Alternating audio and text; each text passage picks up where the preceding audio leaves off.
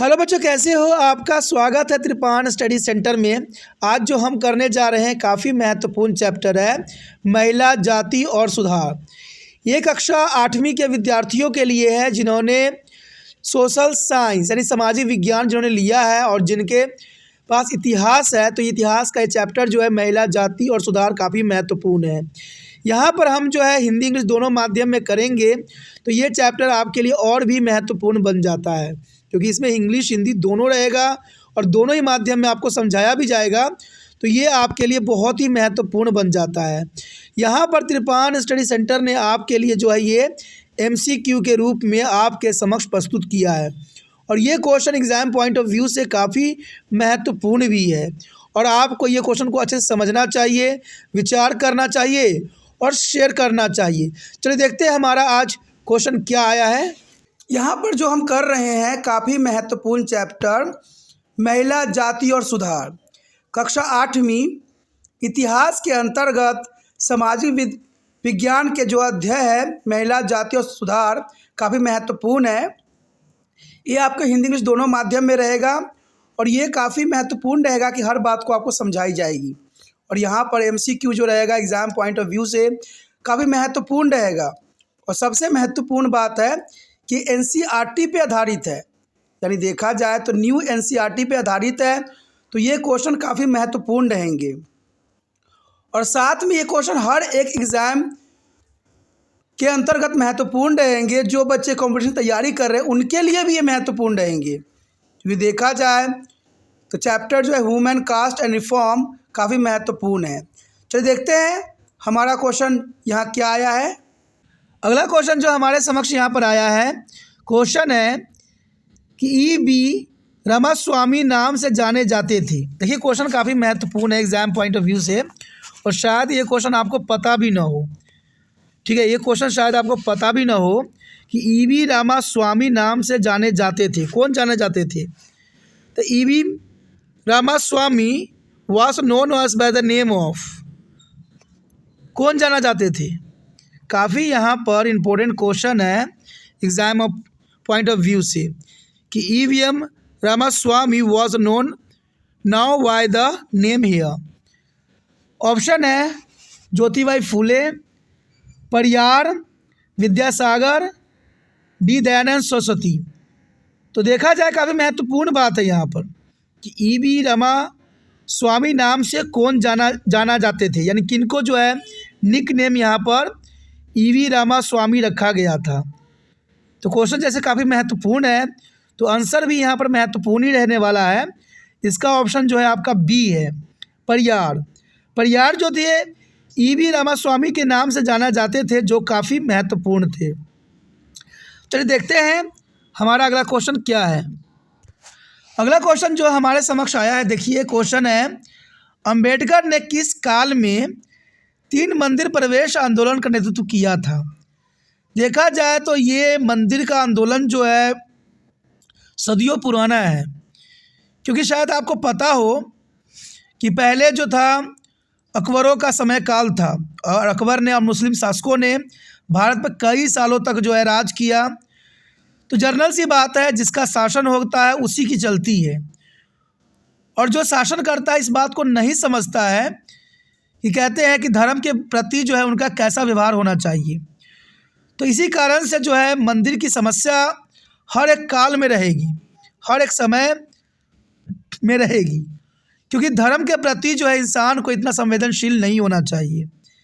कहते हैं कि सबको धर्म को जो है अच्छा समझना चाहिए, सभी धर्मों का पालन करना चाहिए, जो जहाँ है वैसा ही रहने देना चाहिए, क्योंकि इससे क्या होता है इंसानों के मन में एक दूसरे के प्रति घृणा की पैदा होती है। कहते हैं करके तो वो लोग चले जाते हैं, बाद में आने वाला समय में आने वाले जनरेशन को बहुत संघर्ष का सामना करना पड़ता है। तो क्वेश्चन भी इसी प्रकार से है कि अंबेडकर ने किस काल में 3 मंदिर प्रवेश आंदोलन का नेतृत्व किया? देखा जाए तो ये मंदिर आंदोलन काफ़ी महत्वपूर्ण थी। During which a period did the Ambedkar lead a 3 temple entry movement? You know that question is very interesting. During which the period did Ambedkar lead to the 3 temple entry movement? That's important question है। और देखा जाए तो option हम देखें तो ये कहता है कि 1990 से लेकर 1927 के बीच में डॉक्टर भीमराव अंबेडकर ने 3 मंदिर प्रवेश आंदोलन का नेतृत्व किया। दूसरा ऑप्शन कहता है कि 1927 से लेकर 1935 के बीच में ये कार्य प्रणाली की गई थी। तीसरा कहता है 1935 से लेकर 1940 के बीच में की गई थी। और डी ऑप्शन बताता है कि 1940 से 1945 के बीच में। देखिए ये समय काल काफ़ी महत्वपूर्ण है और इन्हीं समय काल में 2 विश्व युद्ध भी हुए। तो देखा जाए तो ये क्वेश्चन जो है डायरेक्ट आंसर वाली है, ये आपको पता होना चाहिए। तो डॉक्टर भीमराव अंबेडकर ने जो है 3 मंदिर प्रवेश आंदोलन का नेतृत्व किया था, वो 1927 से 1935 के बीच में की थी। तो ये समय काल काफ़ी महत्वपूर्ण चीज़ थी 1927 से 1935 के बीच में, यानी बी ऑप्शन आपका सही है। बी ऑप्शन के साथ जा सकते हो, जहाँ पर डॉक्टर भीमराव अंबेडकर ने 3 मंदिर प्रवेश आंदोलन का नेतृत्व किया और इसको जो है सफल बनाने में भी उनका काफ़ी महत्वपूर्ण योगदान था। तो यहाँ पर बी ऑप्शन आपका सही है। चलिए देखते हैं अगला क्वेश्चन क्या है। अगला क्वेश्चन हमारे समक्ष यहाँ आ गया है। क्वेश्चन है कि निम्नलिखित में से कौन सा वर्ग व्यापारियों एवं साहूकारों का था। आपको पता होना चाहिए कि हमारे समाज में 4 प्रकार के वर्ग थे। एक था ब्राह्मण, क्षत्रिय, वैश्य, शूद्र।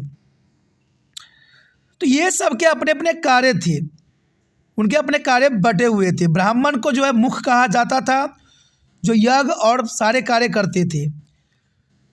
जो क्षत्रिय होते थे वो देश की रक्षा करते थे,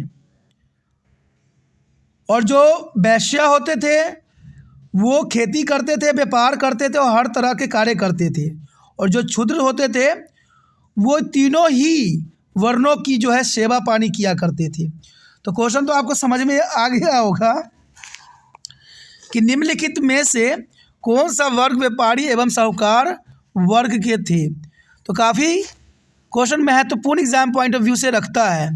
among the following which a class belong to the trades and money lender. Among the following which a class belong to the traders and money lender. तो ऑप्शन है ब्राह्मण, बी शूद्र, सी वैश्य, डी इनमें से कोई नहीं। तो देखा जाए तो क्वेश्चन काफ़ी महत्वपूर्ण है एग्जाम पॉइंट ऑफ व्यू से। ठीक है, तो मैंने आपको बताया था, सबका मैंने एक्सप्लेन किया था कि ब्राह्मण कौन है। ठीक है, ब्राह्मण मुख को कहा जाता है। और जो देखा जाए तो क्षत्रिय जो होता है बाजू को कहते हैं, और वैश्य जो होता है पेट को कहते हैं, और क्षुद्र जो है हम पैरों कहते हैं, यानी चप्पलों कहते हैं, जिसको हमेशा हम बाहर रखते हैं। तो इस वर्ग में जो है हमारा समाज बटा हुआ था। ब्राह्मण जैसे ऑप्शन के अंतर्गत हम देखें तो ब्राह्मण जो है पूजा पाठ के कार्य करते थे। शूद्र जो होते थे ब्राह्मण, क्षत्रिय और वैश्य का जो है सेवा पानी किया करते थे। और वैश्य का काम जो था कृषि करना था, व्यापार करना था, साहूकारी करना था। तो इसका मतलब देखा जाए तो ऑप्शन आपका सी सही है। ऑप्शन सी के साथ आप जा सकते हो। ऑप्शन सी आपका यहाँ पर सही है, वैश्य। यानी देखा जाए तो वैश्य ही वर्ग जो था वो व्यापारी और साहूकारों का था एवं किसानों का भी था। तो सी ऑप्शन आपका सही है। चलिए देखते हैं अगला क्वेश्चन क्या है। अगला क्वेश्चन हमारे समक्ष आ गया है। क्वेश्चन है अद्वैतवाद का अर्थ क्या होता है। अद्वैतवाद का अर्थ क्या होता है। Mean monotheism of mean, monotheism of mean. तो ऑप्शन है द्वैतवाद का अर्थ होता है कई देवताओं में विश्वास। ऑप्शन बी कहता है कि विधवा पुण्य विवाह। ऑप्शन सी कहता है एक ईश्वर में विश्वास, और डी कहता है बाल विवाह। देखा जाए तो यहाँ पर क्वेश्चन काफ़ी महत्वपूर्ण है और समझने वाला है कि आखिर द्वैतवाद किसे कहते हैं, द्वैतवाद होता क्या है और आप इसे क्या समझते हैं। तो देखा जाए तो कई ईश्वर में विश्वास। देखिए द्वैतवाद जो है कई ईश्वरों पर विश्वास नहीं करता है, क्योंकि कई ईश्वर विश्वास में जो है यहाँ पर नहीं देखा जा सकता है। बी कहता है विधवा पुण्य विवाह। यहाँ दैत्यवाद ईश्वरीय शक्ति से ली गई है, न कि विधवा पुण्य विवाह के अंतर्गत बताई गई है। सी कहता है एक ईश्वर में विश्वास और डी कहता है बाल विवाह। तो देखा जाए तो बाल विवाह तो यहाँ हो नहीं सकता, जिसका मतलब सी ऑप्शन आपका सही है कि दैत्यवाद जो होती है एक ईश्वर में विश्वास करने की प्रवृत्ति को जो है व्यक्त करती है। यानी आपका आंसर सी सही है कि दैत्यवाद का अर्थ होता है एक ईश्वर में विश्वास। और ये बात सच्चाई है। हमारे देश में कहते हैं भारत जो है देवताओं का देश माना जाता है और यहाँ पर जितने भी यहाँ पर ईश्वर हुए सबका एक ही मत था कि ईश्वर एक होते हैं, एक ईश्वर में विश्वास रखना चाहिए। और ये सत्य है।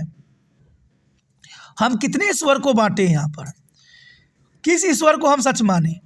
इसलिए ईश्वर जो है निराकार है, ईश्वर का कोई आकार नहीं होता और ईश्वर हर जगह पे है, हर स्थान पे है। उसको कोई देख नहीं सकता, उसका कोई रूप नहीं है, उसको कोई रूप नहीं दे सकता, उसको कोई रंग नहीं दे सकता। इसलिए जितने भी बड़े बड़े महाभभूति हुए उन्होंने सिर्फ एक ही वचन दिया कि ईश्वर एक है और एक ईश्वर में विश्वास रखने की बात की गई। और यहीं पर ये क्वेश्चन का आंसर भी है कि दैत्यवाद का अर्थ होता है एक ईश्वर में विश्वास। यानी सी ऑप्शन आपका सही है। सी ऑप्शन के साथ आप जा सकते हो। चलिए देखते हैं अगला क्वेश्चन क्या है। अगला क्वेश्चन जो हमारे समक्ष आया है, क्वेश्चन है कि प्राचीन भारत में मौजूद सामाजिक सीढ़ी में सबसे ऊपर वाली जाति का नाम बताइए। प्राचीन भारत में मौजूद सामाजिक सीढ़ी में सबसे ऊपर कौन जाति थी? तो क्वेश्चन काफ़ी महत्वपूर्ण है और क्वेश्चन देखा जाए तो name of the upper most caste in the social leader that is it in the ancient India. You know that question is very interesting. Name the uppermost caste in the social leader that exists in a ancient India. देखा जाए तो अगर हम ऑप्शनों पर ध्यान दें तो यहाँ ऑप्शन है क्षत्रिय, शूद्र, वैश्य, ब्राह्मण। तो इसका आंसर मैं आपको पहले ही समझा चुका हूँ कि मुख जो होता है वो ब्राह्मण होता है और बाजू जो होती है वो क्षत्रिय को कहा जाता है और पेट जो होता है वैश्य होता है और पैर जो होता है क्षुद्र होता है। तो देखा जाए तो सबसे ऊपर जो है मुख है और मुख मैंने किसके लिए कहा है? ब्राह्मण के लिए। तो इसका मतलब ब्राह्मण सबसे ऊपर होगा, ब्राह्मण ऊपर होगा। और आपको मैं बता दूं कि पुराने समय में प्राचीन भारतीय काल में ब्राह्मण की बहुत चलती थी। ब्राह्मण जो बोल देता था उसी बात पे लोगों को विश्वास भी करनी पड़ते थे और बड़े बड़े राजा महाराजा ब्राह्मण के बातों पर ही चलते थे, उन्हीं के बातों का अनुसरण भी करते थे। आपको मैं बता दूं लुईस सोलवे जो थे और उनके समय काल में जो विघटन हुआ था, कहीं ना कहीं साधु संत के कहने के कारण ही उनका राज्य ख़त्म हुआ था। और बहुत से उस समय ईसाई धर्म के लोग थे जो पॉप पे विश्वास करते थे और पॉप के बात पे ही चलते थे और हिटलर के काल समय में भी ऐसा ही हुआ था। इसका मतलब हिंदू धर्म में ब्राह्मण की बातों का सबसे उच्च बात मानी जाती है। तो यहाँ क्वेश्चन जो है काफ़ी महत्वपूर्ण है कि प्राचीन भारत में मौजूद सामाजिक सीढ़ियों में सबसे ऊपर वाली जाति जो थी ब्राह्मण ही थी। यानी आपका डी ऑप्शन सही है। डी ऑप्शन के साथ आप जा सकते हो। और चलिए देखते हैं अगला क्वेश्चन क्या है। अगला क्वेश्चन आपके स्क्रीन पे आ गया होगा। अगला क्वेश्चन जो है क्वेश्चन है कि उस व्यक्ति के नाम बताइए जिसने भारत में थियोसॉफिकल सोसाइटी की स्थापना किया। यानी उस व्यक्ति के नाम बताइए जिसने भारत में थियोसॉफिकल सोसाइटी की स्थापना किया। तो देखा जाए तो क्वेश्चन काफ़ी महत्वपूर्ण है। The name the person who is a founder the theosophical society in India. Name the person who is a founder the theosophical society in India. You know that question is very interesting. समझने वाली बात है यहाँ पर। अगर हम ऑप्शनों की बात करें, ऑप्शनों पर नज़र डालें तो ये काफ़ी महत्वपूर्ण यहाँ पर बन सकता है। देखा जाए तो ऑप्शन काफ़ी महत्वपूर्ण बन सकता है। पहला है मैडम ब्लेवात्स्की और कर्नल। दूसरा है बीस रजनी नायडू। तीसरा है रामाबाई रानडे और चौथा है राजा राम मोहन राय। तो क्वेश्चन काफ़ी इंटरेस्टिंग है, समझने वाला है कि उस व्यक्ति का नाम बताइए जिसने भारत में थियोसोफिकल सोसाइटी की स्थापना किया था। तो देखिए क्वेश्चन ये घुमाने वाला नहीं है, जिन बच्चों को पता होगा वो डायरेक्ट आंसर देंगे और जिनको नहीं पता होगा वो डायरेक्ट आंसर देने में सक्षम नहीं होंगे, वो तुक्का ही लगाएंगे। कोई राजा राम मोहन राय को बताएगा, कोई रमाबाई रानडे को बताएगा, कोई सरोजिनी नायडू को बताएगा, कोई मैडम जो है ब्लावत्स्की और कर्नल को बताएगा। तो मैं बता दूँ इसका आंसर जो है ए, मैडम ब्लावत्स्की और कर्नल, यानी ए ऑप्शन इसका काफ़ी महत्वपूर्ण है। ए ऑप्शन पे साथ आप जा सकते हो कि देखा जाए थियोसोफिकल सोसाइटी की स्थापना जो था मैडम ब्लावत्स्की और कर्नल ने किया था। तो ए ऑप्शन यहाँ पर सही है, ए ऑप्शन के साथ आप जा सकते हो। चलिए देखते हैं अगला क्वेश्चन क्या है। अगला क्वेश्चन हमारे समक्ष आ गया है। क्वेश्चन है स्वाभिमान आंदोलन के विचार का समर्थन किसने किया। देखा जाए तो ये क्वेश्चन काफ़ी महत्वपूर्ण रहता है एग्जाम पॉइंट ऑफ व्यू से कि स्वाभिमान आंदोलन के विचार का समर्थन किसने किया था। Who is supported the idea of self respect movement. Who supported the idea of self respected movement.